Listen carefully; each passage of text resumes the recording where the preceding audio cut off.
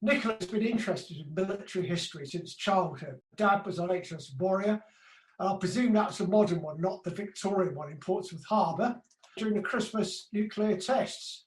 Nicola did a degree in Bristol Uni, went out to work as an archaeologist, and after a bit of time doing that, she found this job come up in the MOD, and she snaffled it quickly. Now, what Nicola does is works for the MOD, and it's called the JCCC. That's the Joint Casualty and Compassionate Centre. Now, unlike a notice which slipped out from us, and it's nothing to do with the Commonwealth War Graves Commission. I'm sure they have a healthy rivalry going. But what Nicola's team does is responsible for the ID of the remains of recently discovered British soldiers in the First World War, actually and other wars as well, I understand. And a lot of this stuff is case histories, painstaking research, tracking relatives, all this stuff that Nicola is going to tell you all about now, save me telling you. So Nicola, over to you, and welcome to you as well. Thank you very much. Thank you everyone for coming to see me, and it's great to be here. I've got a little PowerPoint slideshow that I'll share with you now. Okay, so you can see that I've called us the MOD War Detectives there. I don't know if anybody saw the ITV Long Lost Families programme that they did. It came out November last year, and they followed a couple of our cases, and they called us the MOD War Detectives, and it's kind of been a nickname for us. And to be honest, it's a bit more catchy than the Ministry of Defence Business Services Joint Casualty and Compassionate Commemorations Team. So we tend to just go with that now. But what I thought I'd do before I kind of go into our casework is just give a little bit of an introduction over what the Joint Casualty and Compassionate Centre actually does. We're based in Engine Barracks in Gloucester, and we are not part of the ARC that's based there, but we're in a separate building. Across the corridor from us in that same building is the MOD Medals Office, which I think they did a talk with some of you at some point last year. So what the Joint Casualty and Compassionate Centre does is it basically deals with casualties of all of the military, so that's modern day all the way to historic, which is what we do. We also deal with all compassionate cases, so if a soldier's got a family member that falls ill suddenly, it's our job to kind of get them to their bedside as quickly as possible, no matter where they are in the world. If a service person actually dies, it's our job to get them back here, to deal with all of the admin side of things, headstones, probate, wills, all that sort of thing. Any repatriations that you see, on television, that's all dealt with through our department as well. So as it says here, deceased estates, graves, and the commemorations of the actual, the funeral and that sort of thing as well. It's it can be a really emotional department to work in, as you can imagine, and especially when there's, the sort of Afghanistan, Iraq war, that sort of thing, when we actually were having several casualties coming through every single week. It's a very difficult place to work, and it's a very emotional environment.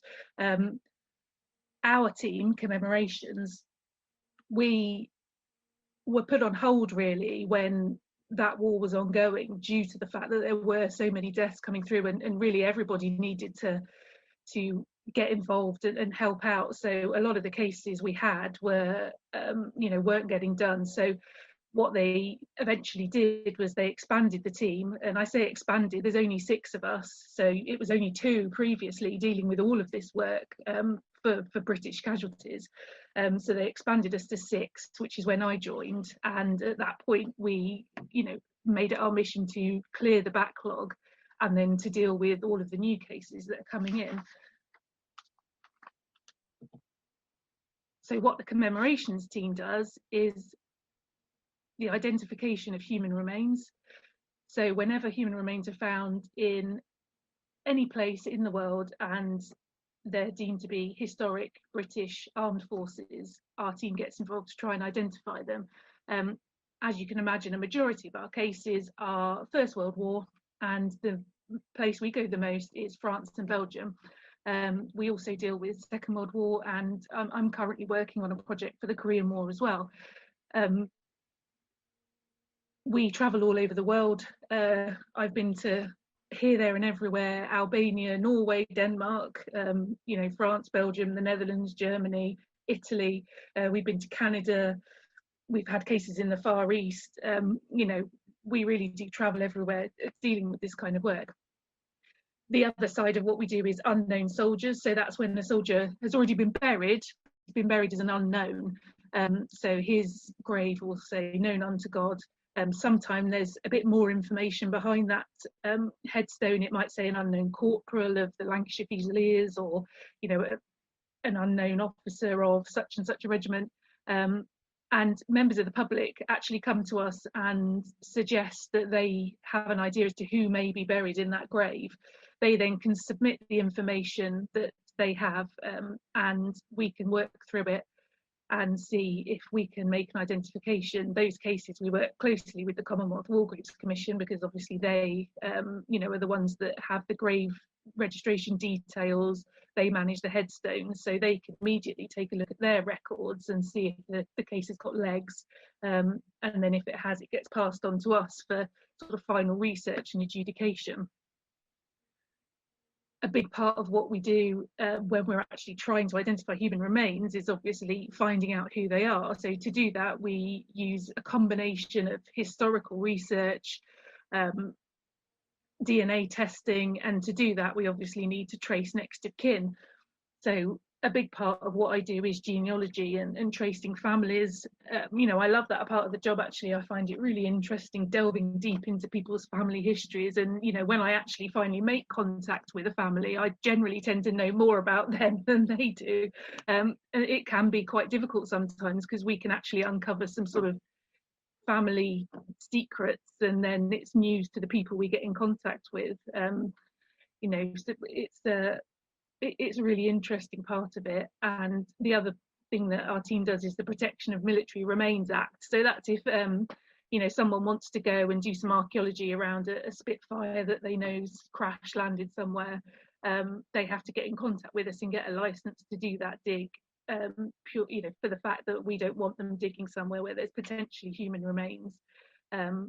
So we deal with that aspect as well. Obviously that doesn't tend to be too much of an issue, because with RAF we can be pretty confident whether we know the pilot or the air crew was still in there or not. So I just wanted to give a little bit of background about battlefield clearance and the kind of reasons behind we're still doing this work over 100 years on. So just a few numbers for you. That British alone, there's still nearly 750,000 men with no known grave, which is just an unbelievable number that are still missing. And obviously we all know about the Tietval Memorial, Arras Memorial, all of the Commonwealth War Graves Commission monuments throughout the world with the names of all of these soldiers on. But those numbers are just unbelievable, really. So every time any kind of roadworks, construction work, anything like that happens in places like northern France, along the Western Front, you can guarantee that remains are going to be found. Every time any kind of huge project starts up, you could just get hundreds of sets of remains being found. At the moment, there's an ongoing project that's been happening for a couple of years now in Lens. So Lens is the site of the Battle of Loos during the First World War, and they're actually building a new hospital there. So they're building the hospital directly on one of the main battlefields. And all they've done so far is just some of the groundwork, and already we've had so many casualties that we're probably going to have to actually open a brand new cemetery just to hold them. So what we initially thought was going to be sort of a fairly, yes, there'd be some fines, has turned out into a 3 or 4 year long-term project now that's quite amazing, really, and the fines just keep on coming. So we're hoping that we might be able to get some IDs from there, but it's very difficult because the rules are slightly different in France. and it tends to be, you know, they'll send people in to clear any kind of unexploded ordnance, but they don't tend to do archaeology beforehand, so the sites cannot be in the best of condition, you know, and the digger's already gone through it. It then becomes very difficult to try and make identifications.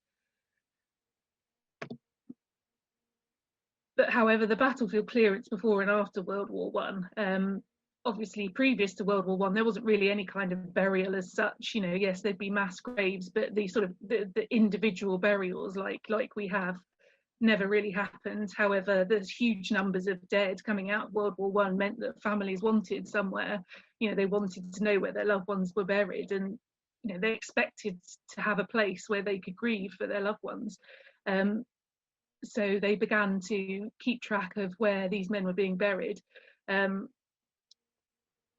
doing their best, obviously. The nature of the First World War meaning that they were going back and forth over battlefields, you know, destroying previous grave markers, things like that, so that even with the best intentions of recording these details, when they actually came back to the site once the war had finished, a lot of it was destroyed. What they did was they had these things called body density maps. So each number, each blue number written in a square, that's the number of bodies that are buried in that location. So this is around the area of Delville Wood, where there was, you know, quite a significant First World War battle, and you can see here that you've got 702, 749. So the, you know, the army were coming back to clear these bodies to give them a burial, and they were having to find, you know, this amount basically. And this is what it looked like around Delville Woods. It's quite, you know, unbelievable what they went through, and it was a very difficult job, and not one, you know, one that they found extremely difficult. If you are interested, there's some really great sort of stories written by the men that actually went into France to do, and Belgium, to do these jobs, quoting what they were saying, and you know, it just gives you just a tiny bit of an impression as to, you know, how unbelievable, traumatizing it must have been for them to go back sort of, you know, 1 or 2 years after the war had ended and do these exhumations. And obviously at the time they didn't have access to all the records that we do, so all they had was what they found on the remains themselves, bearing in mind that, you know, lots of them had been in the ground for a couple of years at this point. And one of the most frustrating things was the ID tags that they issued soldiers at that time were made of like a cardboard material. So as soon as they went into the ground, they disintegrated after a couple of weeks. So it was impossible for them to ID them unless they had, you know, some metal object engraved with a name or a number. We've never had a case where an ID tag's been found with them. The only ID tags we find are privately made ones, you know, engraved in coins, that sort of thing. I'm going to show a picture here of some human remains. So this is an example of a find site. You can see here the boots are still on. You can see there's buttons. You can see there's helmets. And this is what we work with, and how, you know, the starting point of a case. This next picture I'm going to show you is from a case I'm currently working on, and these are the boots that 2 of the casualties were wearing. So these were First World War casualties, so I think it's quite amazing how well they've survived. And if you, I've obviously seen them in the flesh, and they look like they could be worn today, and you can still see the sort of scuff marks on them and everything. Artifacts like this are surviving so well are great, because immediately I can see these artifacts and think officers. So everything, you know, every little hint we can get helps us. So on that note, what I want to do is I'm going to run through a couple of case studies, because really that's the best way to illustrate what we do and the process that we go through. When we get a case sent to us, the information, that the absolute facts we have are the remains, what was found with the remains, and where the remains were found. They're the 3 things that we know. from that information, we then have to build a picture to see if we can actually get an identification, bearing in mind the sheer numbers that I mentioned to you of men that are sort of still missing. And that's, you know, it's obviously very difficult, but we do it, and we do it quite often. We always hope when remains have been found that there's artifacts with them, because artifacts are going to give us the clues. Obviously, the best clue we can get is some sort of disc or spoon that's got a number engraved on it. After that, we look for regimental insignia so that we can at least narrow it down to regiments. And then from that point on, once we know a regiment, we can then look at war diaries, look at you know, all that sort of thing, to see if we can actually work out when that regiment was in that place where those remains were found. And once we can start to pinpoint their movements, we can then start to narrow down the potential dates that they were in that area. And then we can look at the dates that you know, people were killed and those people with no known graves, and then we can sort of start to work from there. So this first case, so 3 sets of human remains were found. In 2016, they were discovered by a local resident. He was digging a drainage trench in his back garden, and he came across 3 sets of human remains. So for us, obviously, that would be completely shocking and horrendous, but in France, it's actually very common, and they know exactly what to do. So he called out the Commonwealth War Graves Commission, because they have their head office in France, and they have a very good relationship with the local people along that sort of area, and they come out and do the exhumation, and they have a morgue at their head office, and that's where they store the remains for us, not just for us, of course, but for all the Commonwealth countries and any countries that could potentially have soldiers out there.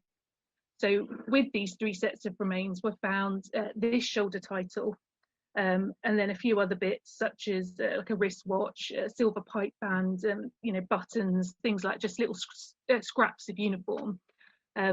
So we were obviously able, you know, from the start to think, right, so we know we've got three British soldiers, potentially the 23rd London Battalion. So that gives us our starting point there. We know where they were found. They were found just outside this little French village of Agnew. This here with the red circle, this is the house, this is the back garden, and they were just found under a tree. So we've got our, you know, our good pieces of information there. We've got our location, we've got our regiment. So looking at a World War I trench map of the same area, we can see here that actually that house is still marked out on the trench map there. So that's quite useful for us to be able to see. So what I do now at this point is I then get the battalion's war diary and I start scouring. I can generally, from the location, get a rough idea as to what date range I'm looking in. Further up this map is Boulogne Wood. We've got Cambrai to the side of us, so I know that I'm probably going to be looking in the date range of the Battle of Cambrai.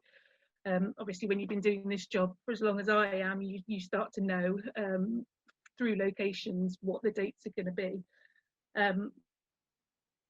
So honing into that on the war diary brought me to this page here in December 1917. This is the first 5 days of December here. You probably can't see it very well, but basically on the 3rd of December, the troops moved up into frontline positions at Boulogne Wood. The 4th of December, they were up in their frontline positions, but then had to retreat. There's a number of trench map coordinates there detailing the path that they took. One of the trench map coordinates notes that they stopped there to dump ammunition and bombs. So that's when I go back to my trench map and I start mapping out those trench map locations in comparison to where our sets of remains are found. So the trench map location where they mentioned that they dumped all the ammunition and bombs was right here. So that's fantastic news to me. That's right opposite the house where the remains were found. It would make sense that as they were dumping ammunition and bombs, they probably then took the time to cross the road and bury their comrades in what was probably the remnants of a back garden at the time. So at this point, I start getting excited and I think, excellent, that's it. going to name them all. Fantastic. So we go on the database and we then do a search for men of that battalion of those dates with no known grave. And that then brings us up with this list of potential candidates. I always tend to expand it a day or two either side just to be safe, because when you actually read through the war diaries, the reporting can be a little bit shoddy. Sort of one day to the other day, it's not quite sure, and then after the, you know, a few months later, when they're kind of clearing up their admin, they tend to adjust the date. So you have to kind of give yourself a bit of leeway. So I went from the kind of 3rd to the 5th and brought up these men. So what we do is, when the remains have been found, we send out our, if we think we can identify them, we send out our DNA contractors, and they go and do an anthropological study on the remains, and they take samples for DNA testing. So when we have full skeletons, it's really great because they're able to give us a fairly accurate estimate of height and age, which they were able to do for these 3 men. We get that report back, and then that report, along with all the artifacts and the find site, is what we then start working from. The anthropology gave us 3 heights, 3 ages, and I was really lucky with this case, because for the first time ever, every single service record of these men survived, and I was able to find it. During the Second World War, the MOD office that stored all of the service record was hit during the Blitz, and a lot of them were destroyed. So most of the time, for First World War records, they just don't exist. So to actually find every single one of these men's records was just unprecedented. But obviously, because we had the anthropology from the remains, we were able to, you know, do some comparing here, and it kind of helped us to be able to narrow things down a little bit, and it gave us the candidates that we thought were the most likely. Obviously it's not entirely foolproof, because, you know, you're measuring skeletons, not human beings, and things change. And the same with the service records. If they joined up when they were, you know, 18 and it's 4 years later, there's a chance they could have changed height and weight and that sort of thing. But, you know, it gives us a good starting point. So from this point on, I have to trace the families. So I have to trace the families, the next of kin of all these men, so that hopefully they'll give me a DNA sample. It's, if you can imagine having a letter dropped on your doorstep that says, "Hello, I'm from the MOD, please give me some DNA," you can imagine that we can get some skepticism. And sometimes, you know, it takes a lot of convincing that we're not trying to scam people, which is why it was really good when we were able to do that program with ITV, because the more people that sort of know what we do, you know, the less likely it is that people just aren't going to respond, because they think, you know, what is this? I'm not, you know, well, God, no, I don't even know who my great uncle was. I'd never heard of him before, because of course that's the other issue from the First World War especially. Thankfully, we actually managed to make contact with all of the families for this one. So this is a family relationship tree that I have to look at, because the thing with DNA is it's not as easy, it's not as simple as people think it is. Just because you're related doesn't mean you're a DNA match. The pink ones on one side are suitable for mitochondrial DNA, the blue ones on the other side are suitable for Y DNA. You know, there's obviously, you could see the white boxes, there's a number of people that actually aren't suitable. So, you know, we could trace a granddaughter and actually she wouldn't be a DNA match, but a first cousin 3 times removed would do. So when we're searching for family, we have to be searching for a very specific person, because we know we need a DNA match. And sometimes when we take DNA from sets of remains, we don't get a very good sample. So say we only get Y or we only get mito, which means that could limit us even more. So we're only able to search for a female descended relative. And of course, if the soldier had no sisters, we then have to move up the line and we have to search for relatives of the soldier's mother. And the same goes for the male side. You know, if the soldier had no brother, then it's the father's side. Obviously, the average age of soldiers that died during the First World War was in their early 20s. So most of them didn't marry and didn't have any children, so most of the relatives that I do trace tend to be nephews, nieces or cousins. I don't use any magic MOD database. All the information I use is all freely available. You know, I use sites like Ancestry and Find My Past to build the family trees, and then I use just the information that's available on the internet. You know, unfortunately, everyone has an internet footprint, no matter how much they think they might have hidden it. And then using that information, I then write to them, email them, contact them on social media, and hope for a response. When they come back to me and they're happy, then I take a DNA sample, and that DNA sample gets compared against the DNA sample we've taken from the soldier, and then fingers crossed we either get a positive or a negative. With this case, we managed to get 2 positives and 1 negative. It was very difficult because the 3 were found together. They were, as far as I knew, the same regiment. The first 2 results that came in were the 2 positives. So when I was then going through the remainder of the list, getting negative after negative, I couldn't believe it, because who else could it possibly be? I went back through the genealogy, double checked that I'd obviously traced the right family members, but we never managed to get that 3rd ID. So the mystery of who that 3rd person was never solved, but they were still buried as an unknown soldier of that regiment. But it was very difficult, and this just shows that no matter how much evidence you've got, and even with DNA, it's not a golden ticket to get you the answer. Sometimes there's a mystery that you just don't know about, and it just can't be solved. But thankfully, because we've obviously got that information, you know, if in the future anything else ever comes to light, then we can revisit it and work on it again. I've got a few pictures here. So they were buried full military burial. So that's the next stage of what we do. We arrange a full military burial. We get in contact with the modern day equivalent of the regiment, and they're always obviously honoured to help us. We arrange for bearer parties, firing parties. We have a musician that plays the last post.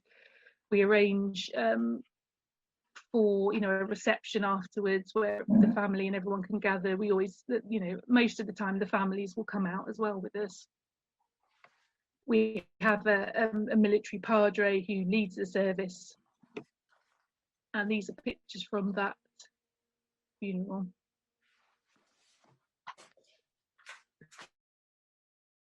The one that was filmed, so there was a lot of people there. But usually there is a lot of people there, to be honest. I mean, sometimes maybe if it's an unknown, there might not be so many, but generally we find that, you know, hundreds of people can come to pay their respects, and not only that, but the local people as well.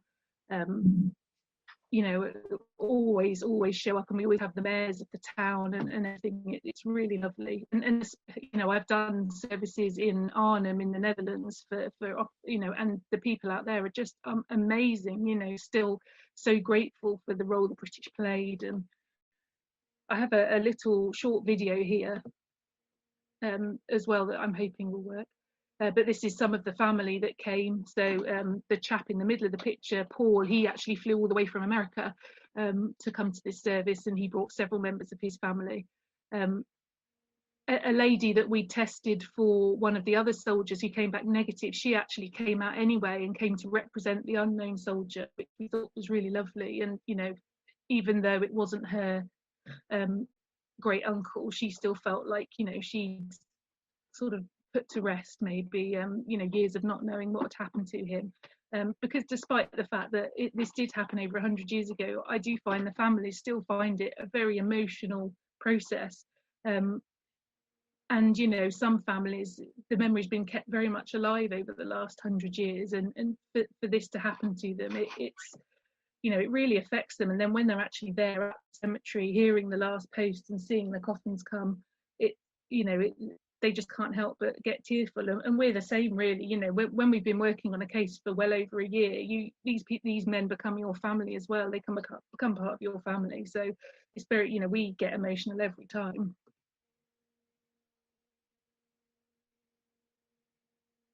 bear with me.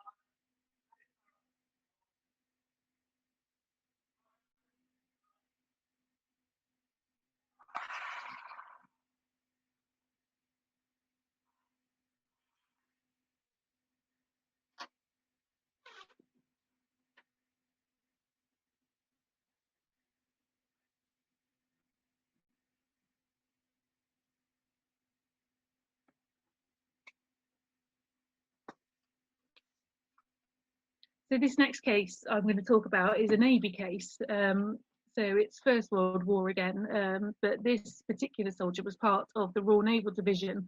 They were consisted of volunteers, but there wasn't really enough ships for them to go out on. However, they were formed into an infantry division and sent out to fight along the Western Front, and made their mark as being a fearsome fighting force, with some famous members.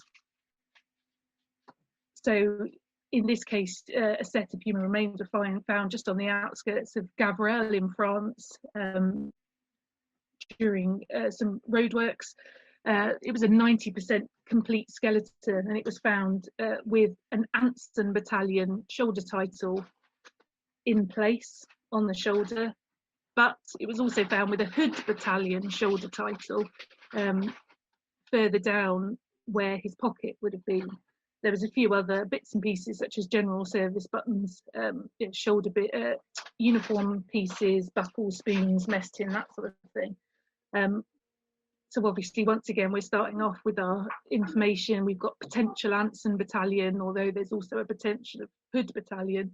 But this is where context is really helpful for us, because obviously when you're looking at a body in situ, if one of the shoulder titles is on his shoulder and one of them is where his pocket was, it's much more likely that he's going to have been wearing Anson Battalion and hence been a part of that, and then for some reason has got the Hood Battalion one in his pocket. But obviously, we keep an open mind when we start our research. The second thing we know is that he was found just outside Gavrelle. Once again, there was a fairly famous Royal Naval Division battle that went on in that location, so that narrows down my searching for dates. So this is a little map here of the Battle of Gavrelle and the positions of the regiment around the 28th of April 1917. The battalion moved into position on the 27th. There was a little bit of moving about on the 28th, but basically they went over the top very early on the 28th of April. Machine gun fire, several casualties as soon as they went over the top. If you can see my cursor moving, but down here to the south, this was the line that the Anson Battalion were on. And right here was where the remains were found. So obviously from that, I'm confident at this point that the remains of the person that was killed was probably killed during the action of the 28th of April 1917.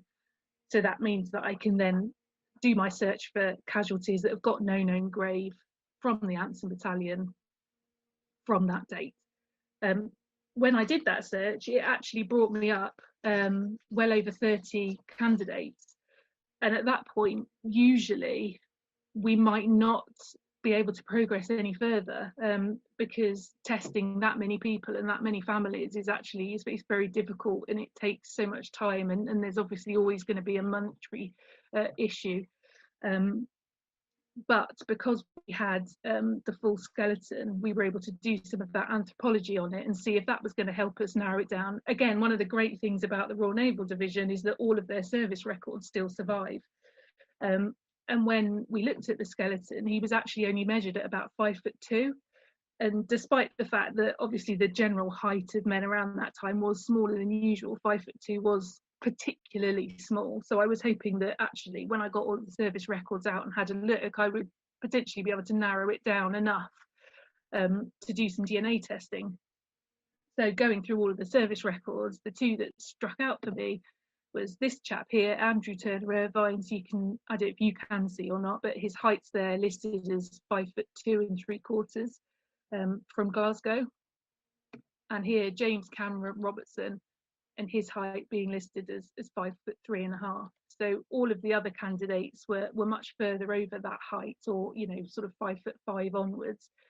So I decided to focus on these two casualties and see where it takes us. Basically, when I had a further look into their records, James Cameron Robertson, you can see here that it says he started off in the Hood Battalion and was then transferred into the Anson Battalion. So that got me excited then. I thought, right, well, there's a reason why potentially this casualty has Hood Battalion shoulder title in his pocket.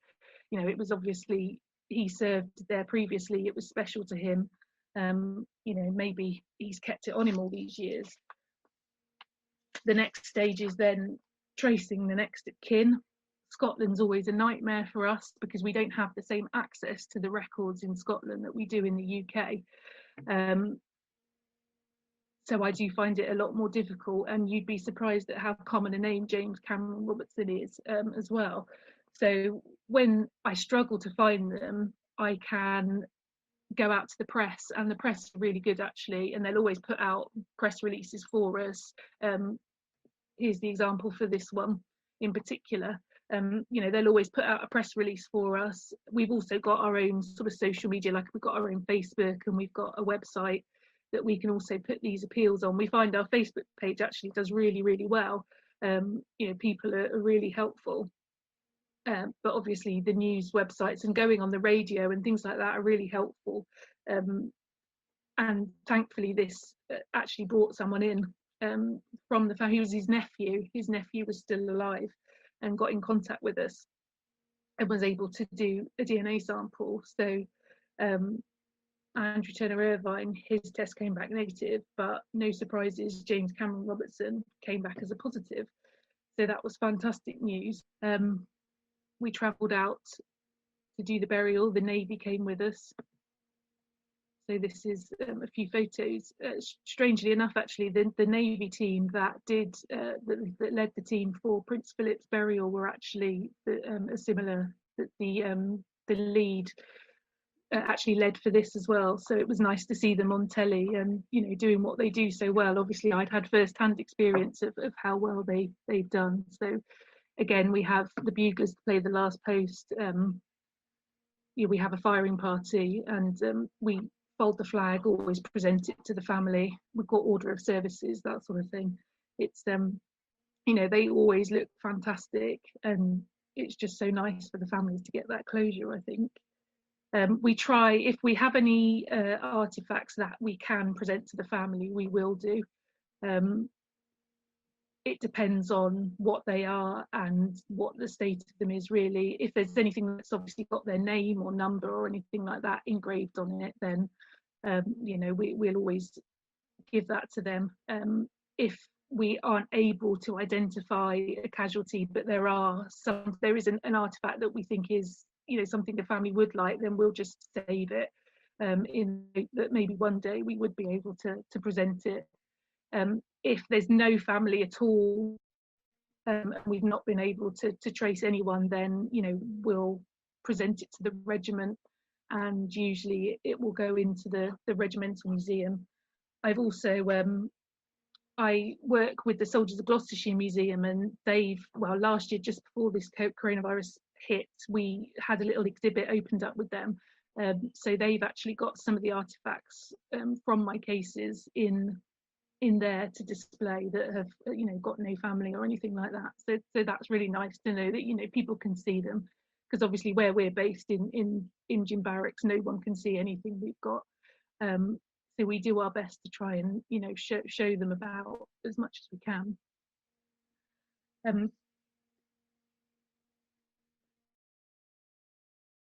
complications, which is you know, the cases where we change the headstone for.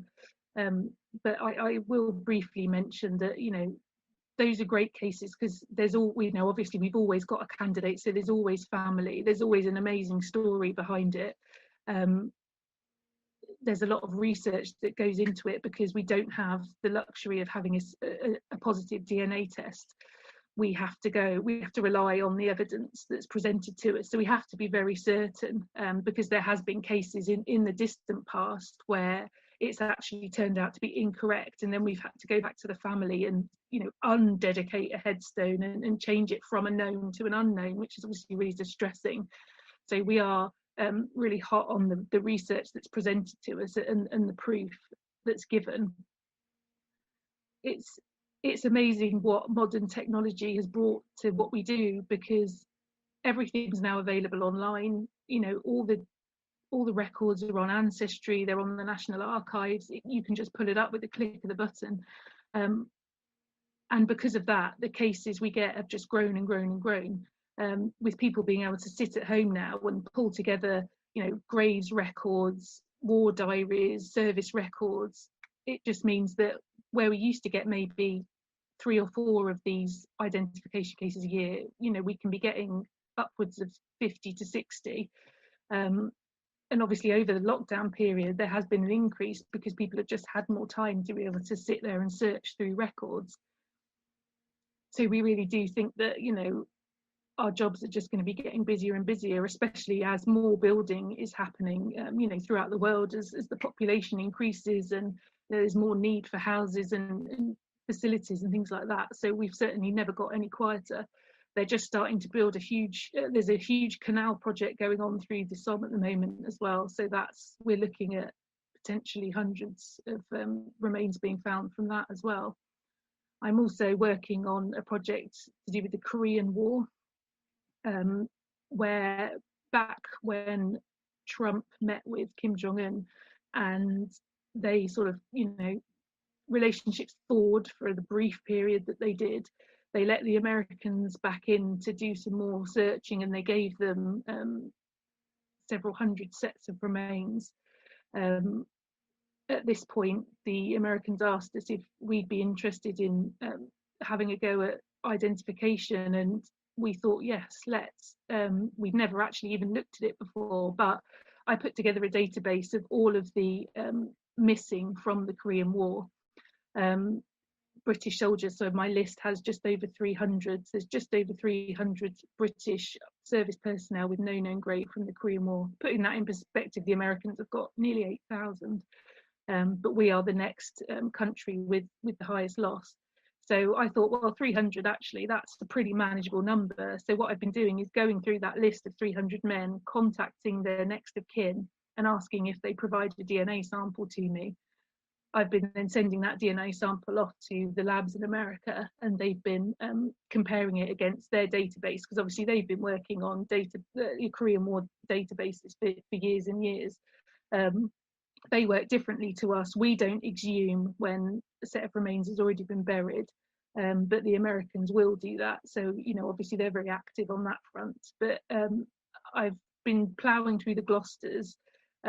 So I'm nearly completely done finding all of the next of kin for the Gloucesters, and the DNA samples have been going off.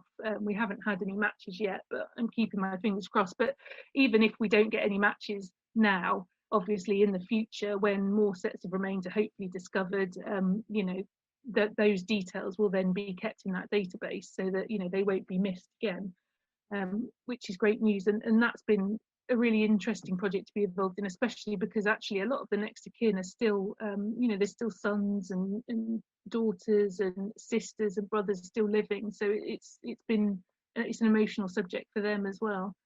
I've also just started actually doing some research on a potential identification case for Korea as well. So I have to say, actually, it's been really great to get my teeth into something that's a bit different, which is fantastic. So I think, have I talked long enough, John? I won't stop if, you know, I'm very good. I'll keep going. Well, what can we say? What an excellent talk, Nick. And that's fantastic. You obviously obviously engrossed in the subject yourself, and I can see how it affected you even now as you talk. So what a wonderful talk it was. Now, I'm speechless. So listen, I'm going to allow you to unmute yourselves, and if anybody wants to ask a question, just please do put your hand up. I mean, I might not see it because there's so many people here. It's I have to shuttle between screens. So if anybody's got a question, raise your hand and just ask. Off you go, Maliki. What happens if you find remains are non-British, for example, German or French, in the First World War situation? There is basically every government has a kind of version of us. For the Germans, it works slightly differently. It's more of a voluntary organisation, not government-led like the rest of us. But when remains are discovered, and because I mean we've had it happen quite often that there'll be, say, 3 British, 1 Canadian, 2 German. So at this point we'll take the British, our Canadian counterpoints will take the Canadian casualties, and then the German voluntary organisation will take their candidates. There was actually, I don't know if anyone saw it on the news, they'd done some excavation on one of the German dugouts, and they'd found several sets of remains, and they did quite a big burial out in Ypres. But yeah, it's not as common, but they still do attempt to identify them if they're German, and they still give them a full military burial. But obviously the other sort of Commonwealth countries, the Allied countries, have a government department like us, and they work in a fairly similar way to us with DNA testing and anthropology. Obviously we go out several times a year because we can, we're just across the water, whereas like Canada and the Australians, they tend to do it maybe once a year, or what they do is they tend to hold on, and they work for several years trying to identify before burying, whereas we don't like to hold on too long. We will bury someone as an unknown, and then if we need to, we can carry on working on the ID once they've been buried. But yeah, there's several other organisations out there doing what we do, but we're our team are the only ones that do it for the British. Barbara. Yes, hello. I was just interested if you had done anything around the Battle of Cambrai in France. I had a great uncle who was killed in a battle there, and his body was never found, but he's commemorated on the Vimy Ridge Memorial there. Yeah, so that first case that I talked about with the 3 casualties that you saw the brief video for, that was from the Battle of Cambrai. Okay.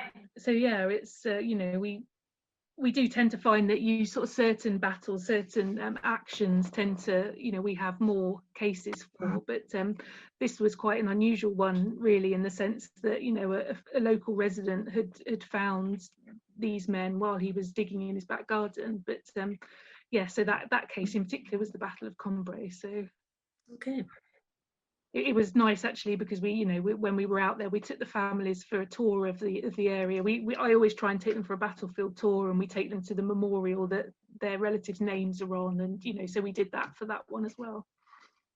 Yes, my father was over. He was in the Second World War with the parachute group, and he worked with the British 6th Airborne. Oh, and anyway, he went to see it, and he saw his uncle's name on the Vimy Ridge Memorial, which was quite amazing for him to see. And that's a stunning memorial as well. Yes. Just not really a question, just more of an observation, really. But something I'd never even thought of before. But presumably after the First World War, when the JCCC was set up, or its equivalent back then, it would have been very much proactive and going out to these sites to recover the remains. But I guess over the years it's become more reactive. You're waiting for discoveries, or excavations, or roadworks or canals, or housing and what have you, for these remains to be discovered, I guess. Yeah, we're very much reactive. Yeah. We you know, it's part of our sort of policy that we don't go out searching. Again, I'll refer back to the sort of 750,000 men with no known grave. It just wouldn't be possible for us to be able to actively search.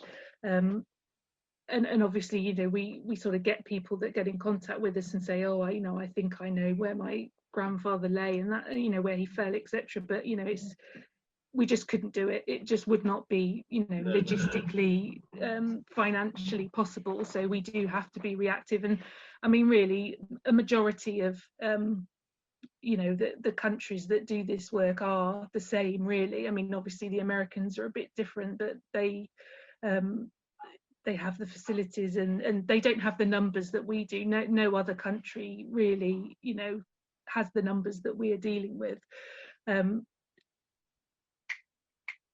But even despite the fact that, you know, we are reactive, it is amazing actually how many cases, you know, just come up. And obviously when we know that there's a building project in the pipeline, such as the Lons hospital site, you know, we prepared to work on the cases, because obviously, you know, despite the fact that we are reactive, we'll always, you know, once the case comes to us, then we always do whatever we can to try and identify them. But career, what you're doing on the career exercises is fascinating too. Do you have more success on that simply because it's more recent and you've got fewer cases? It's easier from, say, because I mentioned briefly that I just started on an potential identification case for career, and it was strange, really. It was like I had to take myself out of the mindset of the First and Second World War and put it into a sort of more modern perspective. And it was easier because I didn't have this huge list of casualties, because obviously when, you know, if I think I know a date of death, say I'm looking at the 5th of June 1917, generally when I search for men with no known grave from that date, it brings me up a list of 300 plus, whereas with Korea, I know I've got 300 men in total, you know, and that's shared throughout the services, so I know I can dismiss RAF and Navy almost immediately. So actually I'm only working from a list of about 80 for any one potential case. So yeah, it is a lot easier. Yeah. Because it is just that little bit more modern, it means that there's family out there. Because obviously for First World War, I do find that it can be quite difficult sometimes when you're having to go back, you know, to the sort of the mid 1800s to try and find a next of kin, and especially when it's like a Welsh case and their name is always inevitably Jones. Yes. And it's, you know, it just. But also it's handy because the MOD still hold all of those records from the Korean War, and we still hold all of those. Well, we still hold all of the service records from the Second World War onwards. So I can just call for the records. I don't have to, you know, try and find them online or go to the National Archives. So yeah, it's definitely it's made me want to actually start traipsing through the burial records of the Korean War cemetery to see if I can find more. Yeah, absolutely fascinating. The great thing as well is the national the cemetery in Busan in Korea. So that's not Commonwealth War Graves Commission; it's a UN-run cemetery. And behind every single one of those graves is the original burial and exhumation report, and that is so handy. So I've spent all day today and yesterday actually going through those records, just pulling out the information and working through it, seeing if I can find any matches. You know, whereas the Commonwealth War Graves, there is some burial records behind the Commonwealth War Graves Commission site, but not all of them. So, you know, it's just great to have all that information available. Quick one, Steve, Sam. Yeah, go ahead. Is it their policy now to try and get a DNA match for every missing person from the Korean War, so that they've got it on file for the future? I mean, there's no, I wouldn't say official policy, but yes, that's my aim. I am aiming to try and get a DNA sample from every next of kin of missing from the Korean War, to to send over so that it can be compared against the remains that have been found but not identified yet. So I'm just basically, I'm working through a list, doing genealogy on each person, just trying to make contact. I have put out, because I've been doing it over a couple of years now, but I have sort of periodically tried to put out a press release, just get a bit of interest, you know, through the papers and that sort of thing. But really, it's just going to take me time, because I'm having to individually build a family tree for every single soldier and then find their next of kin. But I will get there. That's the plan. Would the Americans then, is the case that you identified somebody and they've got the remains in America, because they take everything back, don't they? Yeah, well, but yeah, because they've got a lab in Hawaii, on Pearl Harbor. So, you know, obviously I wouldn't say no to a trip there, but, you know, chance would be a fine thing. But what would happen would the remains would come to the cemetery in Busan, and they would be given a full military burial, exactly like, you know, we do for the First and Second World War cases. We've never had to do it yet, so it would be a new thing for us. I mean, if it, say for example, if it was a Gloucester, we'd try and time it for April, when, you know, a majority of people go out there anyway, you know, with the Gloucesters and that sort of thing. So we could, but, you know, if there was next of kin that we would sponsor, you know, we would pay for them to go out there and everything. So yeah. Thank you very much, Nicola. I've been working with you for over a year getting all this organised. It's been wonderful. And I would like to tell everybody that Nicola isn't charging a fee tonight, but we're going to give her a fee, but that's going to the Soldiers of Gloucestershire Museum, which of course is very close to a lot of us. So that's really great. So, and I think also, if I was a younger man, I would think about looking for adverts in the MOD, because what you're doing sounds what we do as amateurs anyway. It would be lovely to be professionally organised.